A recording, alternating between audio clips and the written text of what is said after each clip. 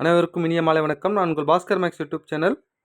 நம்ம பாஸ்கர் மேக்ஸ் அகாடமியில் ராமானுஜம் டெஸ்ட் பேட்சில் இன்றைக்கி ஃபுல் டெஸ்ட் எவ்ரி சண்டே வந்து ஃபுல் டெஸ்ட் நடக்குதுங்க. அதில் 8th டெஸ்ட்டாக இன்றைக்கி நம்ம பார்க்க போகிறோம். எப்பவுமே ஒரு ஃபுல் டெஸ்ட் எப்படி இருக்கும் அப்படின்னா கொஞ்சம் யோசிச்சு கொடுக்குற மாதிரி, கொஞ்சம் டஃப்பாக இருக்கிற மாதிரி தான். ஏன்னா நம்ம என்ன தான் படித்தாலும் நல்லா படிச்சுன்ற ஒரு நிலைமை நமக்கு இருக்கும், நல்லா படிச்சுன்ற ஒரு நினைப்பு நமக்கு இருக்கும். பட் ஒரு டெஸ்ட்டு போடும்போது தான் நம்ம எத்தனை கொஸ்டின்ஸ் போகிறோம், எத்தனை கொஸ்டின்ஸ் நமக்கு தெரிஞ்சிருக்கு, தெரியாத கொஸ்டின் நம்ம ஹேண்டில் பண்ணுறோம். அந்த கான்செப்டை புரிஞ்சுக்கிறதுக்காக தான் நான் கொஞ்சம் ட்விஸ்ட் பண்ணி கொஞ்சம் டிஃப்ரெண்ட்டாக கொஸ்டின்ஸ் வச்சுட்ருக்கேன். ஸோ ப்ரீவியஸ் கொஸ்டின்ஸ் இது வரைக்கும் கேட்காத கேள்வி, புக்கு கேள்வி எல்லாமே கலந்த மாதிரி தான் இருக்கும். ஓகேவா? சரி, ஃபஸ்ட்டு கொஸ்டின் பாருங்கள். இது ஆல்ரெடி கேட்டது தாங்க டிஎன்பிசியில். ஒரு குறிப்பிட்ட அசல் தனி வட்டி விதத்தில் 6 ஆண்டுகளில் 60% அதிகரிக்கிறது. அதே வட்டி விதத்தில் 12,000க்கு 3 ஆண்டுகளில் கிடைக்கும் கூட்டு வட்டி யாதுன்னு கேட்குறாங்க. அப்போது தனி வட்டி விதத்தில் 6 ஆண்டுகளில் 60% அப்படின்னா அப்போ ஓராண்டோட ரேட் ஆஃப் இன்ட்ரெஸ்ட் நமக்கு தெரியணும் இல்லையா? அப்போ ஓராண்டுக்கு எத்தனை சதவீதம்னா 6 ஆண்டுக்கு 60%, ஓராண்டுக்கு 10%. ஓரார் 6 பைத்தார் 60. அப்போ ரேட் ஆஃப் இன்ட்ரெஸ்ட் எவ்வளோனா 10% தெரிஞ்சு போச்சு. அவ்வளோதாங்க. இப்போ கூட்டு வட்டி கண்டுபிடிக்கணும். ஸோ 3 ஆண்டுகள் அப்படின்னா ரேஷியோ உங்களுக்கு நான் ஏற்கனவே சொல்லி கொடுத்துருப்பேன். 3:3:1ன்னு சொல்லிட்டு. இங்கே பாருங்கள், 12,000 எடுத்துக்கிட்டேன். இன்ட்டு 10%னா 10/100. ஒரு 0 ஒரு 0, 2 0 கேன்சல் ஆகிடுச்சு. அப்போ என்ன கிடைக்குது? 1200. அதை நான் 3ஆல் பெருக்கிறேன். 3 12 36, 3600. நெக்ஸ்ட்டு 1200 தோருக்கு பாருங்கள், இது தான். இதுக்கு மறுபடியும் 1200க்கு 10% கண்டுபிடிக்கணும். இங்கே பாருங்கள், ஒரு 0, இந்த ஒரு 0, 120ன்னு வருமா?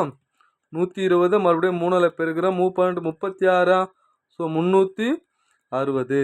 மறுபடியும் இங்கே 120க்கு 10% கண்டுபிடிக்க வரேன். 10/100. இந்த ஒரு 2 0 கேன்சல் ஆகிடுச்சு.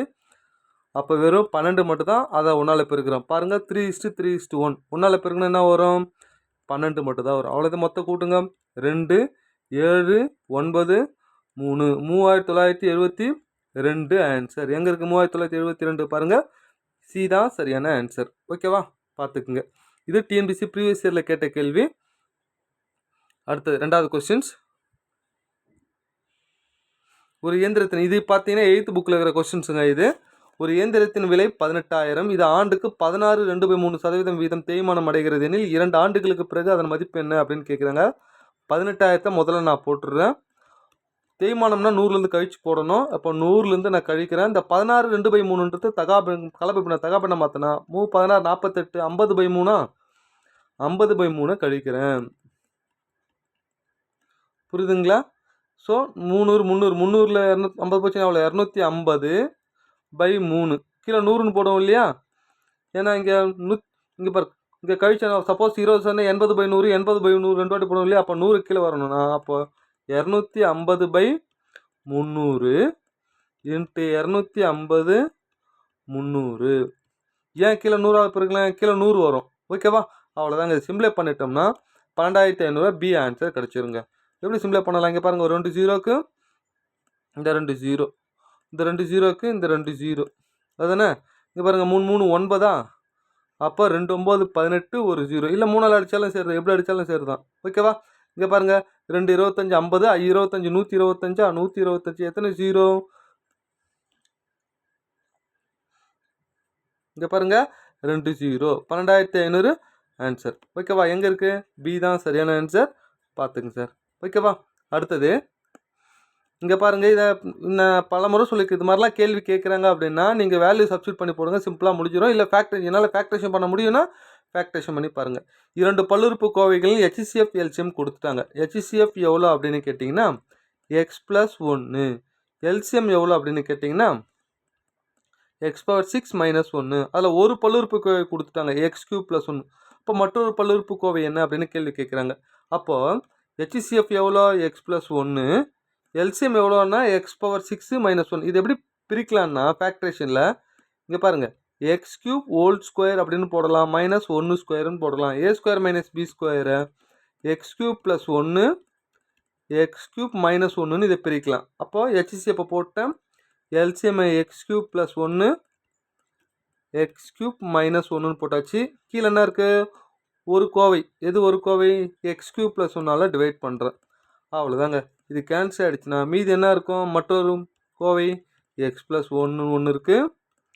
எக்ஸ் கியூப் மைனஸ் ஒன்று இருக்குங்க. அவ்வளோதாங்க. இது எங்கே இருக்குது பாருங்கள், x plus 1 x cube minus 1 b தான் இருக்குது. ஓகேவா? இல்லை சார் எனக்கு இதெல்லாம் பிரிக்க தெரியாதுன்னா சப்ஸ்டியூஷன் மெத்தட் யூஸ் பண்ணலாம் சார். எக்ஸுக்கு 2ன்னு கொடுங்க. இது எல்லாமே பாருங்கள், 2ன்னு கொடுத்தா இது 3 மாறும், இது 2ன்னு கொடுத்தா இது என்ன 2 பவர் 64ன்னு மாறும். ஸோ இது ரெண்டுத்துக்கும் மேலே போட்டுவிடுங்க, கீழே டிவைட் பண்ணுங்கள். அப்போ எத்தனை ஆன்சர் சப்ஸ்டியூட் பண்ணுங்கள், ஈஸியாக ஆன்சர் கிடச்சிடும். நீங்கள் வேணால் சப்ஸ்டியூட் பண்ணி பாருங்கள், ஆன்சர் கிடச்சிரும். உங்களுக்கு தெரியலன்னா இது மாதிரி சப்ஸ்டியூஷன் மெத்தட் யூஸ் பண்ணுங்கள், ஹெச்எஃப் எல்சிஎம்மில் ஆன்சர் கரெக்டாக வரும். ஓகேவா? நெக்ஸ்ட்டு அடுத்தது 4வது கேள்வி. இங்கே பாருங்கள் 0.63 1. இங்கே பாருங்கள் 0.63 1.05 2.1 இந்த 3னுடைய HCF எல்சிஎம் ரெண்டுத்தையுமே கண்டுபிடிக்க சொல்கிறாங்க. யூஸ்வலாக இது முன்னாடி 1 தான் கேட்பாங்க, இப்போ ரெண்டுமே கேட்டிருக்காங்க. இது ஆர்எஸ் அகர்வால் இது வரைக்கும் கேட்காத கேள்வி சார் இது. ஓகேவா? இப்போ நான் என்ன பண்ணுறேன்னா எல்லாமே பாயிண்ட்டுக்கு அப்புறம் 2 டிஜிட் இருக்குது, பாயிண்ட்டுக்கு அப்புறம் 1 டிஜிட் இருக்கிறதால ஒரு 0 சேர்த்துக்கிறேன். ஏன்னா பாயிண்ட்டுக்கு அப்புறம் நம்ம 0 சேர்த்துக்கலாம், வானா ரிமூவ் பண்ணிக்கலாம். இதை நான் என்ன பண்ணுறேன்னா 63/100ன்னு போடுறேன். இங்கே என்ன வரும் 105/100ன்னு போடுறேன். இங்கே 210/100ன்னு போடுறேன். அவ்வளோதான் சார். இப்போ மேலே இருக்கிற நம்ம முதல்ல ஹெச்சிஎஃப் வேணும்னா மேலே இருக்கிற நம்பருக்கு ஹெச்சிஎஃப் போடுங்க. 63 105 210 இது எல்லாமே எடுத்துங்களேன். என்ன வரும் அப்படின்னு கேட்டிங்கன்னா இங்கே பாருங்கள் 9ல் எடுக்கலாம். 9 இல்லாமல் 7 எடுமா, 7 இங்கே பாருங்கள் 9 63 5 105 3 21 அப்படியே எது எடுக்கலாம் 3ஆல் எடுக்கலாம். 3 3 9 5 5 5 30 இங்கே பாருங்கள் 3 9 5 5 5 30 அப்போ 7 21 21 மேலே ஹெச்சிஎஃப் எடுத்தேன். உங்களுக்கு தெரியும் இல்லையா, ஃப்ராக்ஷனில் ஹெச்சிஎஃப் கேட்டாங்கன்னா மேலே ஹெச்சிஎஃப் எடுக்கணும், கீழே எல்சிஎம் எடுக்கணும். கீழே ஈக்குவலாக இருக்கும்போது அதே என்னது 100 தான் வரும். அப்போ 0.21 ஒரு ஹெச்சிஎஃப். இங்கே பாருங்கள் வேறு எங்கேயும் 0.21 இல்லை, இதான் ஆன்சர். சப்போஸ் எல்சிஎம் என்னென்னா இது மறுபடியும் எதாவது எடுக்கலாம், 5 எடுக்கலாம். 5 எடுத்தால் 3 1 5 5 2 5 10 அவ்வளோ. இது மொத்த பேருக்குங்க 5 5 5 இங்கே பாருங்கள் 3 21 21 2 10 13 30 30 இது 3 3 630 வருதா. அப்போ எல்சிஎம் வேணும்னா 630 கீழே எல்லாம் காமனாக இருக்குல்ல 100ஆல் டிவைட் பண்ணுறோம், ஒரு 0 0 அப்போ 6.3 தட் மீன் 30. இங்கே பாருங்கள் இதான் எல்சிஎம். ஸோ இதெல்லாம் உங்களுக்கு ஏற்கனவே நல்லா தெரியும், பட் இருந்தாலும் ரெண்டுமே கேட்குற மாதிரி இது வரைக்கும் கேட்காத கேள்வியை நான் கேட்டு வச்சுருக்கேன். ஓகேவா? பார்த்துக்குங்க. அடுத்தது 5வது கொஸ்டின்ஸ். இங்கே பாருங்கள் 2 எண்களின் எல்சிஎம் ஆனது HCF போல 12 மடங்கு. HCF மற்றும் எல்சிஎம் ஆகியவற்றின் கூட்டுத்தொகை 403. ஒரு எண் 93 எண்ணில் மற்றொரு எண்ணை காண்க அப்படின்னு கேட்குறாங்க. இப்போ HCFன்ற ஒன்று எடுத்துக்கிறேன், எல்சிஎம்ன்றது ஒன்று எடுத்துக்கிறேன். HCF வந்து எக்ஸுன்னா எல்சிஎம் எவ்வளோ 12 மடங்குன்னு சொல்கிறாங்களா, 12x. இது ரெண்டுத்தையும் கூட்டினா அதோட 403. அப்போ ரெண்டுத்தையும் கூட்டினா என்ன வரும் 13x. அவ்வளோதாங்க. இங்கே பாருங்கள் 13x = 403. எக்ஸோட வேல்யூ 403/13. ஓகேவா? இங்கே பாருங்கள் 13 இங்கே 3 முடியுது, இங்கே 3 அப்போ 1ன்னு முடியணும் அதானே. ஸோ 1 11 21 31 நான் 3 13 தானே 39. அப்போ 31 தான் எக்ஸோட வேல்யூ. அவ்வளோதாங்க. இது எத்தனை இதில் போடுங்க, இது 31 இது 12 × 31. சரிங்க. நமக்கு தெரியும் ஒரு எண் கேட்டாங்கன்னா மேலே HCF எல்சிஎம் இருக்குன்னா ஒரு நம்பரால் டிவைட் பண்ணிக்கணும். HCF 31 எல்சிஎம் 12 × 31 அதில் ஒரு எண் எவ்வளோ 93 அதானே. ஒரு எண் வந்து 93 அப்படின்னு சொல்கிறாங்க. அப்போ மற்றொரு எண்ணு கண்டுபிடிக்கிறோம். பாருங்கள் இது 1 மடங்கு இது 3 மடங்கு. 1 3 3 4 3 12 இது பேருங்க 1 நாள் 4 3 நாள் 12 124 ஆன்சர். எங்கே இருக்குது ஏ தான் சரியான ஆன்சர், பார்த்துக்குங்க. ஓகேவா? நெக்ஸ்ட் அடுத்தது 6வது கேள்வி. Find the value. இதை சிம்ப்ளை பண்ணுங்க அப்படின்னு சொல்லி கேள்வி கேட்குறாங்க. இந்த ஷார்ட்கட் உங்களுக்கு எல்லாருக்குமே தெரியும். முதல்ல நான் இதை மட்டும் சிம்பிளிஃபை பண்ணுறேன். எதை மட்டும் இங்கே பாருங்கள், இதை மட்டும் நம்ம ஷார்ட்கட்டில் சிம்பிளிஃபை பண்ணலாம். வர ஆன்சரை மேலே தலைகை போட்டு மல்டிப்ளை பண்ணிட்டா முடிஞ்சு போச்சு. 1 2 3 4 5 வரணும். முதல்ல 1 போடுறேன், 4 போடுறேன். இந்த 4 எடுத்தாந்து இந்த 2 கூட பெருக்கிட்டா 8, முன்னாடி இருக்கிற வேல்யூ கூட ஆட் பண்ணால் 9. இது புரியுதுங்க. இந்த நம்பர் கூட பெருக்கி முன்னாடி கூட ஆட் பண்ணி போடணும், வேறு ஒன்றும் இல்லை. 9 எடுத்தாந்து 3 பேருனா 27 27 31 31 1 பேருக்கு 31 தான். இது கூட ஆட் பண்ணோம்னா முன்னாடி இருக்கிறதுக்கு ஆட் பண்ணால் 40. அவ்வளோதாங்க. இதோட ஆன்சர் 40/31. இப்போ பாருங்கள் இந்த இடத்துல போகிற பாருங்கள் 4 - 5 × இது மொத்தம் சுருக்குனா 40/31. அப்போ மேலே தலைக்க போனால் என்ன வரும் அப்படின்னு கேட்டிங்கன்னா 31/40. இங்கே பாருங்கள், 4 5 5 8 5 40. 8 4 32. 32 - 31/8. அப்போ ஆன்சர் என்ன? 1/8 சரியான ஆன்சர். எங்கே இருக்குது? பி தான் சரியான ஆன்சர். பார்த்துக்குங்க. ஓகேவா? நெக்ஸ்ட்டு அடுத்தது 7வது கேள்வி பாருங்கள். இந்த கேள்வி இது வரைக்கும் கேட்காத கேள்வி. ஆர்எஸ் அகர்வாலில் இந்த கேள்வி இருக்குது. ஏவோட வேல்யூ இது மாதிரி கொடுத்துட்டு, ஸோ 4 ஆன்சரில் ஏ 2க்கு 3க்கு இடையில் இருக்குமா, 3 விட அதிகமாக இருக்குமா, 3க்கு 4க்கு இடையில் இருக்குமா, கரெக்டாக 3 தான் ஆன்சர் அப்படின்னு கேள்வி கேட்பாங்க. இதே டாட் டாட் டாட் டாட் புள்ளி வச்சுட்டே போகிறாங்க. பெருக்கல் இங்கே பாருங்கள், ப்ளஸில் இல்லாமல் இருந்ததுன்னா வெறும் 3ன்னு சொல்லிட்டு இருக்கலாம். ஆனால் ப்ளஸ்ன்னு வருதுந்தால ஓகேவா, இது கொஞ்சம் யோசிக்கணும். என்னென்னா இதை நான் என்ன பண்ணுறேன், 2 பக்கம் ஸ்கொயர் பண்ணுறேன். a² = 3 + √3 + √3 இப்படி போயிட்டே இருக்குங்க. அதானே? அப்போ இது மொத்தம் ஏன்னு எடுத்துக்கலாமா? இங்கே பாருங்கள், இது மொத்தம் ஏவோட வேல்யூ தானே. அப்போ a² = 3 + a. ஸோ இதில் என்ன வேல்யூ போட்டால் போகிறோம்? இப்போ நான் செக் பண்ணுறேன் பாருங்களேன், கொஞ்சம் நல்லா கவனிங்க. ஏவுக்கு 2ன்னு போட்டால் 2 ஸ்கொயர் போட்டால் 4, 3 2 5. ஸோ இந்த பக்கம் பெருசாகுது. ஏவுக்கு 2 போட்டால் ரைட் ஹேண்ட் சைடு பாருங்கள், ஏவுக்கு 2 போட்டால் ரைட் ஹேண்ட் சைடு வந்து பெருசாக மாறுது.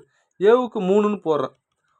போடுங்க, என்ன வரும் பாருங்கள், 3 ஸ்கொயர் 9, 3 + 3. அப்போ 9 இந்த பக்கம் அதிகமாகுது. அப்போது 2 போட்டால் இது அதிகம், 3 போட்டால் இந்த பக்கம். அப்போ 2க்கு 3க்கு இடையில தான் இருக்குதுன்னு அர்த்தம். புரியுதா? 3 போட்டாலும் ஒரே பக்கம் தான் பெருசாகும், 4 போட்டாலும் ஒரே பக்கம் தான் பெருசாகும். 3 விட அதிகமாக எது போட்டாலும் ஒரு பக்கம் தான் பெருசாகும். 3 போட்டால் ஒரு பக்கம் தான் பெருசாகும். ஆனால் 2 3 போடும்போது தான் இந்த பக்கம் 2 போட்டால் இந்த பக்கம் ரைட் ஹேண்ட் சைடு பெருசு, 3 போட்டால் லெஃப்ட் ஹேண்ட் சைடு பெருசாக வருது. புரியுதுங்களா கான்செப்டை? அதனால் நல்லா புரிஞ்சுக்குங்க. இந்த கேள்வி இது வரைக்கும் கேட்கல. அரசு வரல இந்த கொஸ்டின்ஸ் இருக்கும், பார்த்துக்குங்க. கொஞ்சம் கேட்காத கேள்வி ஒரு 3 கேள்வி கேட்டிருப்போம் சார், வேறு ஒன்றும் இல்லை. இதெல்லாம் ஆல்ரெடி கேட்ட கேள்வி தான், டிஎன்பிசி ப்ரீவியஸ் இயரில் கேட்ட கேள்வி. எக்ஸின் வருமானத்தில் 5%, ஒய்யின் வருமானத்தில் 15% சமம். இப்போ பாருங்கள், எக்ஸு ஒய் அதானே, எக்ஸில் 5, ஒய்க்கு 5க்கு சமம் அப்படின்னு சொல்கிறாங்க. அதானே, சமம் சொன்னால் மாற்றி எடுக்கணும் இல்லையா? அப்போ 15:5, 3 5 1 5. அடுத்து பாருங்கள், ஒய்க்கு இசட்டுக்கு ஒய்யின் 10%, இசட்டின் 20%க்கு சமம். சமம் சொல்லியிருந்தா அப்படியே மாற்றி எடுக்கணும் இல்லையா? ஸோ 20:10, 2 கேன்சல் ஆகிடுச்சு. 2:1. அவ்வளோதான். இப்போ 3த்துக்கு நான் ரேஷியோ கண்டுபிடிக்கிறேன். எது double entry? Y double entry. அப்போ ஒய் நடுவில் போட்டுக்கணும். எக்ஸு ஒய் இசட் எது டபுள் என்ட்ரி ஆகுதோ அதை நடுவில் போட்டுக்கணும். சப்போஸ் எக்ஸு டபுளாக வருதுன்னா எக்ஸ் நடுவில் போட்டுக்கணும். அப்போ இது 3:1, இது 2:1. அவ்வளோதாங்க. இந்த 2 இங்கே வச்சுக்கணும், பக்கத்தில் இருக்கிற 1 அப்படியே வச்சுக்கணும். பெருக்குங்க, 1 2, இது 6, 6 2 8 9. இது மொத்தம் கூட்டுங்க, 9 மடங்கு தான் எவ்வளோ அப்படின்னு இங்கே பாருங்கள் என்ன கொடுத்துருக்காங்க. இசட்டின் வருமானம் 3000 எனில் 3 பேரோட வருமானம், இசட்னா 1 மடங்கு தானே. அப்போ 1 மடங்கு 3000னா 9 மடங்கு எவ்வளோ? ஏன்னா 9 தானே, 3 கூட்டு பாருங்க, 3 பேரோட வருமானம் தானே கேட்குறாங்க. எக்ஸு ஒய் இசட் 6 2 8 8 9 மடங்குனா இது 9ஆல் பெருக்குங்க. 9 × 3000, 9 27,000 ஆன்சர். ஓகேவா? எங்கே இருக்குன்னா சி தான் சரியான ஆன்சர். பார்த்துக்குங்க சார். ஓகேவா? நெக்ஸ்ட்டு அடுத்தது 9வது கொஸ்டின், டைம் அண்ட் ஒர்க்கில் ஒரு கேள்வி. ஒரு வேலையை ஒரு ஆண் ஒரு பெண் ஒரு பையன் முறையே, இங்கே பாருங்கள், ஒரு ஆண் எவ்வளோ 6 நாள், ஒரு பெண் 9 நாள், ஒரு பையன் அதான் ஒரு குழந்தை அதானே எவ்வளோனா 18 நாளில் முடிப்பாங்க. இது 3த்துக்கு நான் என்ன பண்ணுறேன்னா எல்சிஎம் எடுக்கிறேன். பெரிய நம்பர் எப்போயுமே எல்சிஎம்னா பெரிய நம்பர் தான் எல்சிஎம்மாக இருக்கும், இல்லைனா பெரிய நம்பரோட மடங்காக இருக்கும். இங்கே பாருங்கள், 3 6 18, 2 9 18, 1 9 18. இப்போ என்ன கேள்வி கேட்குறேன்னா, ஒரு ஆணும் ஒரு பெண்ணும் எத்தனை பையன்கள் துணை புரிந்தால் ஒரே நாளில் வேலை முடியணும்னு கேட்பாங்க. அப்போது 18 டிவைட் கீழே அதே 18 வரணும். அப்போ தான் 2 கேன்சல் ஆகிட்டு ஒரே நாளில் வரும். கீழே 18 வந்தால் ஒரு ஆணோட எஃபிஷியன்சி எவ்வளோ? 3. ஒரு பெண்ணுக்கு 2. சரி, எத்தனை குழந்தை போட்டால் மேலேயும் 18 கீழே 18 வரும்? 3 2 5 எதானே. அப்போது 18 கூட 5ல் கழிச்சு என்ன வரும்? 13 போட்டால் மட்டும்தான் 2த்தையும் கூட்டினோம்னா 18/18. ஸோ ஒரே நாளில் வேலை முடியும். அப்போ எத்தனை குழந்தைகள் சேர்த்தாகணும்? ஒரு ஆண் ஒரு பெண்ணு 13 குழந்தைகள் சேர்த்தாதான். ஏன்னா 13 × 1 13 முடிஞ்சு போச்சா? ஸோ டி தான் சரியான ஆன்சர். ஓகேவா? பார்த்துக்குங்க. அடுத்தது அடுத்தது இது ப்ரீவியஸ் இயர் கொஸ்டின்ஸில் கேட்ட கேளுங்க, கொஞ்சம் நல்லா கவனிங்க. 10 லிட்டர் கொள்ளளவு கொண்ட 3 பாத்திரங்களில் 3:2:1 3:1 3:2 விகிதத்தில் பாலும் தண்ணீரும் கலந்துள்ளன. கலந்த கலவையால் நிரப்பப்பட்டுள்ளது. 3 பாத்திரத்தில் உள்ள கலவைகள் அனைத்தையும் ஒரு பெரிய பாத்திரத்தில் ஊற்றப்படுகிறது எனில் பெரிய பாத்திரத்தில் உள்ள கலவையில் பால் மற்றும் தண்ணீரின் விகிதம் என்ன அப்படின்னு கேள்வி கேட்குறாங்க. இது ஒரு பெரிய மாடலில் போடுவாங்க சார். நம்ம சிம்பிளாக போகிற பாருங்க. முதல்ல இந்த 10 லிட்டர் இருக்கா, நெக்ஸ்ட் இது ரெண்டுத்தையும் கூட்டுங்க 3, இது ரெண்டுத்தையும் கூட்டுங்க 4, இது ரெண்டுத்தையும் கூட்டுங்க 5. அப்போ எல்சிஎம் எடுங்க. எதுக்கு இந்த 10 லிட்டர் ஒன்றும் இந்த கூடுதல் ரேஷியோ 3 4 5 மொத்தம் எல்சிஎம் பார்த்தீங்கன்னா 60ன்னு கிடைக்குங்க. ஓகேவா? இங்கே பாருங்க 60 டிவைட் ஃபர்ஸ்ட் ரேஷியோ என்ன 2 + 1 எவ்வளோ 3ஆ 3ஆல் டிவைட் பண்ணுறேன். கேன்சல் பண்ணால் 20ஆ. அந்த 20 எடுத்துமே இந்த 2 ரேஷியோவில் போடுங்க. இங்கே பாருங்கள் 2 20 40 ஒரு 20 20. ஃபஸ்ட் ரேஷியோ முடிஞ்சு போச்சா. செகண்ட் ரேஷியோ 3:1 தானே.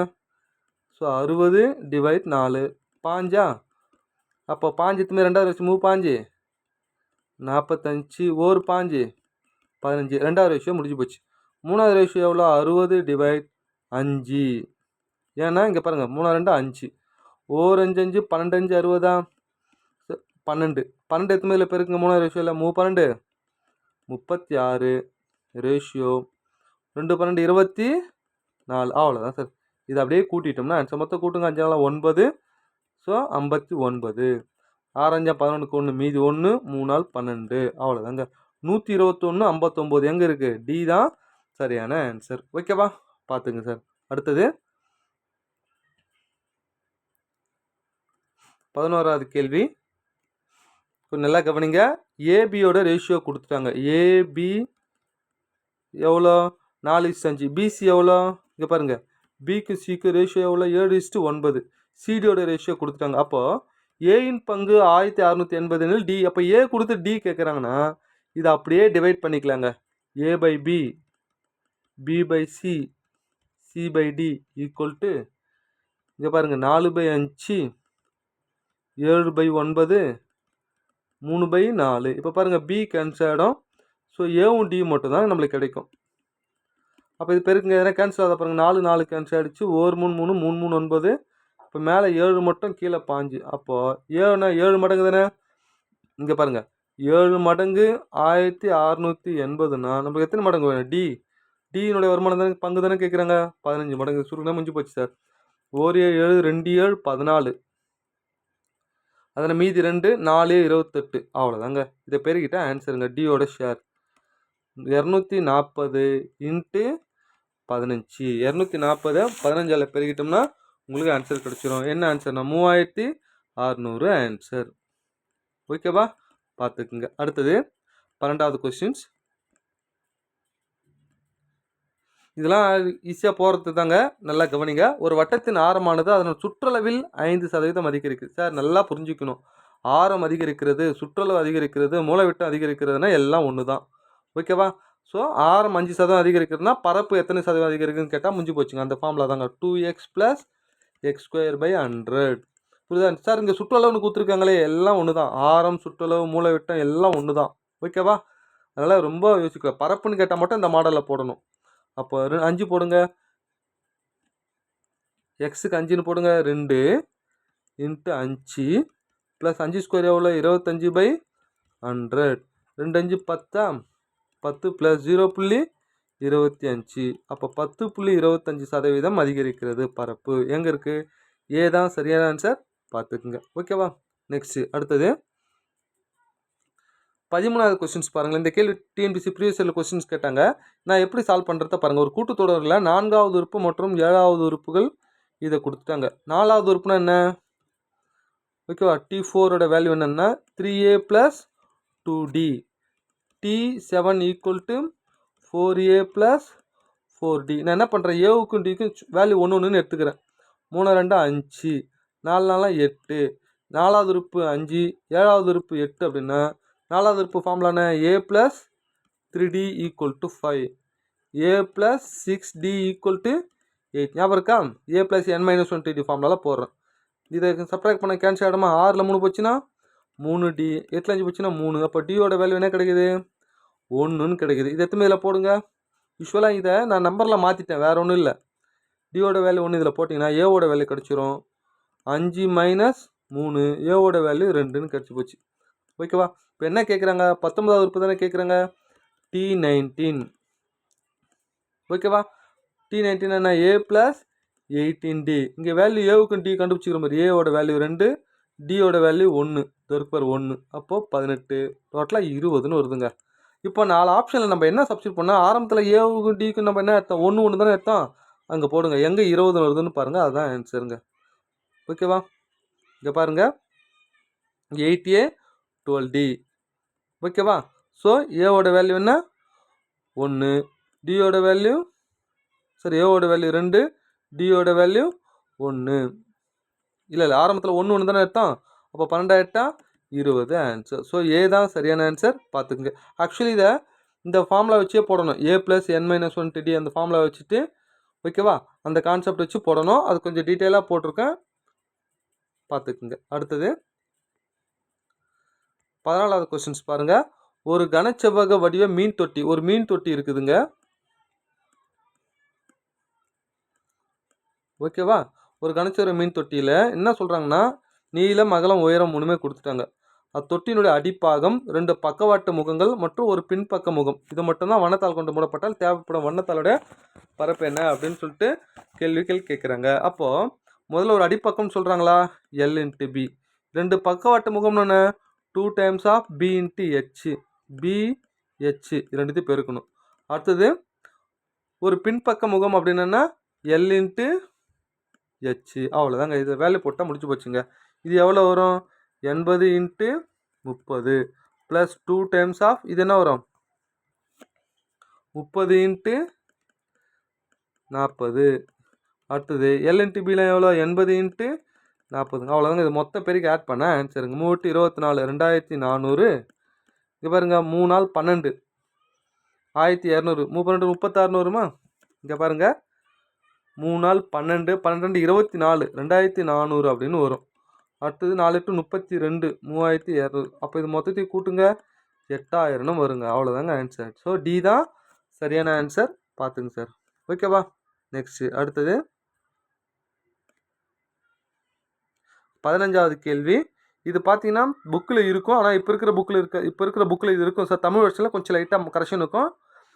ரூபாய் 180 குறித்த விலை 8th புக்கில் இருக்கிற கொஸ்டின்ஸ். குறித்த விலையாகும் 108 விற்பனை விலையாகும் கொண்ட 2 பொருட்கள் கடைக்காரர்கள் 2 தொடர் தள்ளுபடி கூறுவார். முதல் தள்ளுபடி தெரியல, 2வது தொடர் தள்ளுபடி 25. அப்போ முதல் தள்ளுபடி என்ன அப்படின்னு கேள்வி கேட்குறாங்க. அப்போது முதல்ல அடக்க விலை எவ்வளோ? 180 இன்ட்டு முதல் தள்ளுபடி தெரியாது, அது எக்ஸ்னு. யூஸ்வலாக இது 100 - எக்ஸ்னு போடணும், கடைசியில் 100 சப்ட்ராக்ட் பண்ணிக்கிறேன். இன்ட்டு 2வது எவ்வளோ? 25 தள்ளுபடியா? அப்போ 75/100. அப்போ இங்கே எவ்வளோ வருது? 108 விற்பனை விலை. புரியுதாங்க? யூஸ்வலாக இங்கே 100 - எக்ஸ்னு போடணும், ஆனால் எக்ஸ்னு போட்டால் வர ஆன்சரில் நான் 100 கழிச்சிக்கிறேன், வேறு ஒன்றும் இல்லை. இங்கே பாருங்கள், 1 0 1 0, 2 9 18, 12 9 108, 2 2 6 2 12, 3 25 75, 4 25 100. அதுதானே? இங்கே பாருங்கள், 1 3 3, 2 3 6. அப்போ இங்கே பாருங்கள், பைத்தான் 40, 4 20 80. அப்போ எக்ஸோட வேல்யூ என்ன? 80. ஏற்கனவே நம்ம எதுலேருந்து கழிக்கணும்னு சொல்லியிருக்கேன்? 100லேருந்து கழிக்கணும்னு சொல்லியிருக்கேன். 50லேருந்து, சரி 100லேருந்து 80 போச்சுன்னா 20% தான் முதல் தள்ளுபடி. ஓகேவா? பார்த்துங்க. ஸோ இதோட மேக்ஸ் முடியுது. அடுத்த சைக்காலஜியில் வரும், கொஞ்சம் நல்லா கவனிங்க. 16வது கொஸ்டின்ஸ். இங்கே பாருங்கள், ஏ வந்து இசட்டாக மாறுது, சி வந்து எக்ஸாக மாறுது, ஹெச் வந்து எல்லாம் மாறுது, எல் வந்து ஓவாக மாறுதுக்குன்னு. இது எவ்வாறு மாறும்னா, ஏ ஃபஸ்ட்டு லாஸ்ட்டாக கொடுத்துருக்காங்கன்னா அப்படியே கட் பண்ணி எழுதணும். A B C D E F G H I J K L M, அதுதானே? N O P Q R S T U V, இது U V W X Y Z அப்படின்னு சொல்லிட்டு. இப்போ சொல்லுங்கள், எஃப் எதை குறிக்குது பாருங்கள்? யூவை குறிக்குது. அடுத்து ஹெச்சு எஸ்ஸை குறிக்குது. அடுத்து எம்மு என்னை குறிக்குது. கியூ பாருங்கள், ஜேவை குறிக்குது. அப்போ யூஎஸ்என்ஜே எங்கே இருக்குது? சி 16க்கு சி தான் சரியான ஆன்சர். ஓகேவா, பார்த்துக்குங்க சார்.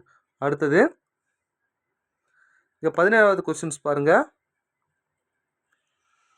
ஏபியோட value 2, இசட்டியோட value 26. அப்போ ஏவோட வேல்யூ 1, பியோட வேல்யூ 2 பெருக்கிறாங்க. இசட்டோட வேல்யூ 26, ஏவோட வேல்யூ 1 பெருக்கி போட்டிருக்காங்க. சியோட வேல்யூ 3, டியோட வேல்யூ 4. அப்போ பெருக்கி போடணும்னு அர்த்தம் அதானே. இப்போ ஏஇஎஃப்னா ஏவோட வேல்யூ 1, ஈயோட வேல்யூ 5, எஃபோட வேல்யூ 6, 6 5 30. அப்போ இது இந்த 4 ஆப்ஷனில் எங்கே 30 வருதுன்னு பாருங்கள், அதான் ஆன்சர். சியோட வேல்யூ 3, ஜேவோட வேல்யூ என்னன்னு பாருங்கள். ஏபிசிடி முதல் லைனாக எழுதுங்க. பாருங்கள் 1 2 3 4 5 6 7 8 9 10 11 12 13 14 15 16 17 18 19 20 21 22 23 24 25 26. இப்போ சொல்லுங்கள் ஜேவோட வேல்யூ என்னன்னு பாருங்கள். ஜேவோட வேல்யூ 10, ஏவோட வேல்யூ 1. இது மொத்தம் பெருக்குங்க 30ன்னு வருதுங்க. பாருங்க இங்கே 30 இங்கே 30. அப்போ இதுதான் ஆன்சர், வேறு எதுலையுமே வராது, பார்த்துக்குங்க. ஓகேவா, நெக்ஸ்ட்டு அடுத்தது 18வது கோடிங் டிகோடிங்கில் இந்த கேள்வி கொஞ்சம் நல்லா பாருங்கள். ஓகேவா, இது இவ்வாறு குறிக்கப்படுகிறது, இது இவ்வாறு குறிக்கப்படுகிறது, இது இவ்வாறு குறிக்கப்படுகிறது, இது எவ்வாறு குறிக்கப்படும் அப்படின்னு கேள்வி கேட்கு. இதோட குறியீடு என்ன அப்படின்னு கேட்குறாங்க. முதல்ல கம்பேர் பண்ணணுங்க. இதையும் இதையும் பாருங்கள் என்ன ரிப்பீட் ஆகுது, ஈஸ் ரிப்பீட் ஆகுது. அப்போ இதையும் இதையும் பாருங்கள் என்ன ரிப்பீட் ஆகுது பாருங்கள்.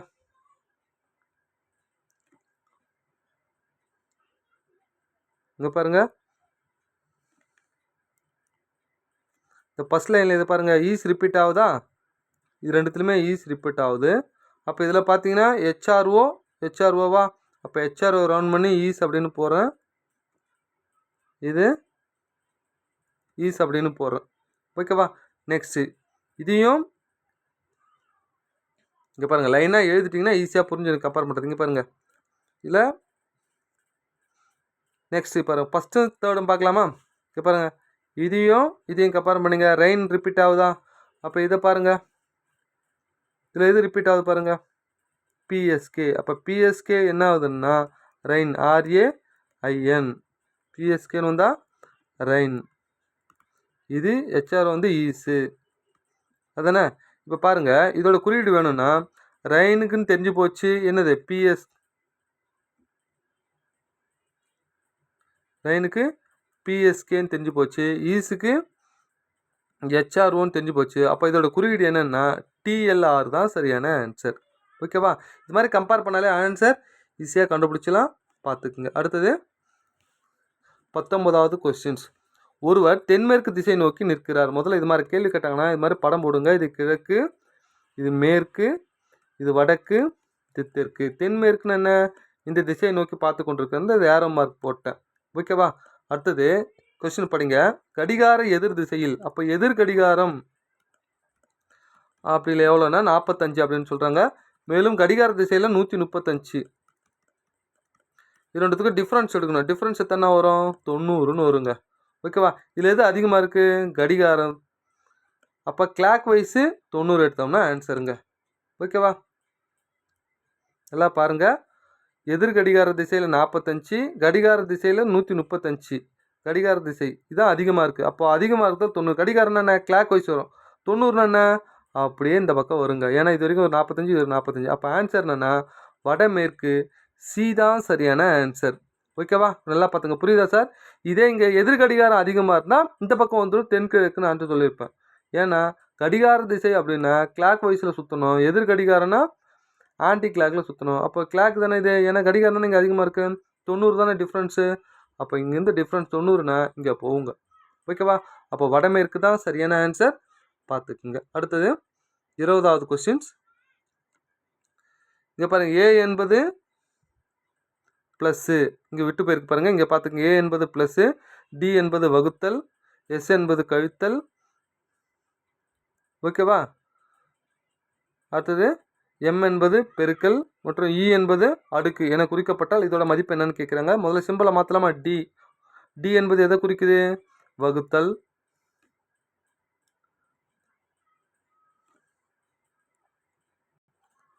இங்கே பாருங்கள் வகுத்தல் போட்டேன். டின்றது என்னன்னு சொல்கிறாங்க, வகுத்தல் போட்டேன். அடுத்த 2 போட்டேன்.